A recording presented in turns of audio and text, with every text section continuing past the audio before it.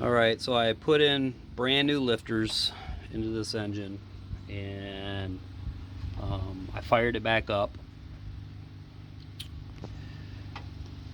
Fired right up.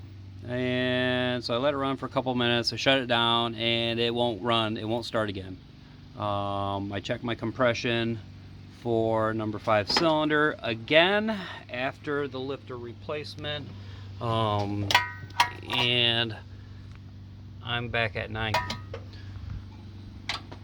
When I put the lifters in, I checked the compression on cylinder 5. I was getting about 165, 170, so it looked promising. However, it won't start again and my compression is back low.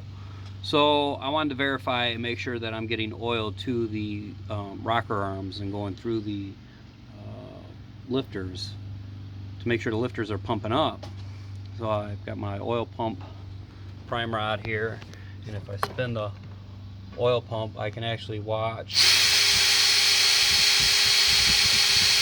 the oil come up. You can see it here in a second. Oil's coming up. However,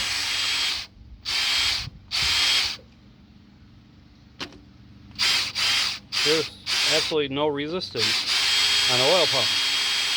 Like there's no pressure.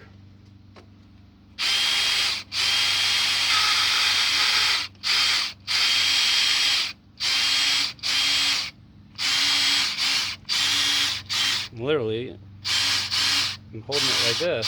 I should have to have 2 hands on this thing.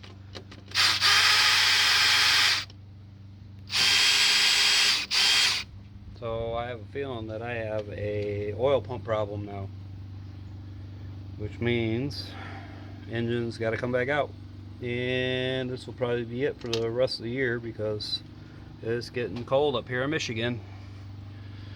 Well, at least I know where I got to go next.